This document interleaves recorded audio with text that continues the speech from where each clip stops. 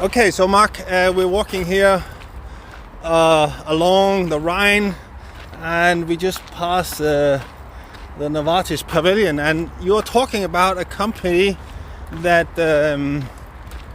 had, as I understand you, an open salary policy. Is that right? Yeah. How does that work? So they started with a sort of a holacracy model where they got rid of job titles and more definition through roles. Okay. So you could apply for roles, and then people would get you a chance to say, yes, you can lead this team or you can lead the decision. And then they opened up all the board members. So there was just one owner that said, yes, I'm sharing my entire shares and everything, all the decisions with the teams. So they got rid of all the classical structures and even hierarchies, and also salaries. So everyone knew what the owner was, what salary was. Yeah. They knew what the cleaning person's salary was, and they decided together whether someone deserved a raise or whether a bonus was applicable in some years, etc. And they always had a hard cap on what they would pay out and what they would reinvest in the company. So they would never use all of the bonus to give back to the employees, but reinvest in projects.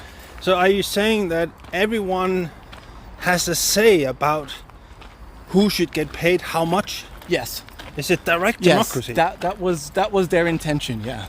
And at that time they were just about starting, like they had, I think, half a year under their belt when we visited them. So it was a new concept to them as well, but that was the direction they were heading, yeah. That's quite impressive. And you're saying that they make solar panels, is that right?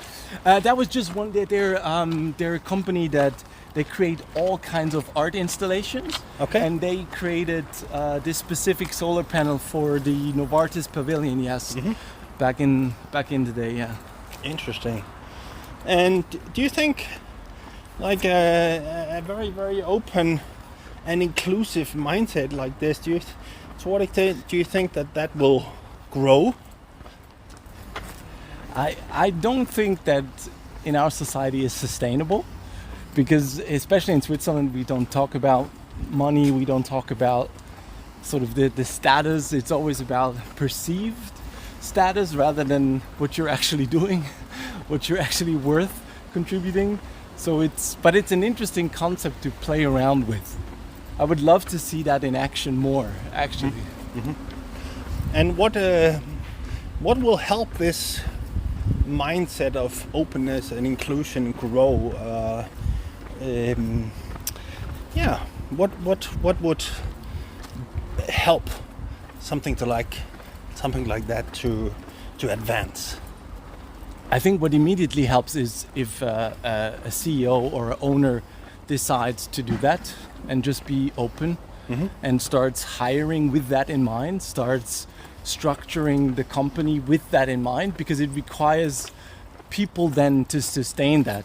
You know, if you get hired and imagine you get into the room and you have this classic interview scenario, but all of a sudden there are 5 or 6 people sit there and they evaluating you at the same time and they give you feedback, and then it's a different scenario than an HR person doing all the classical, but what's your biggest strength and what's your biggest weakness, and have a real conversation, and at the end they go, yeah, I think you're good, but you're lacking a bit of experience, so you're probably 10% less than the other guy or the other girl.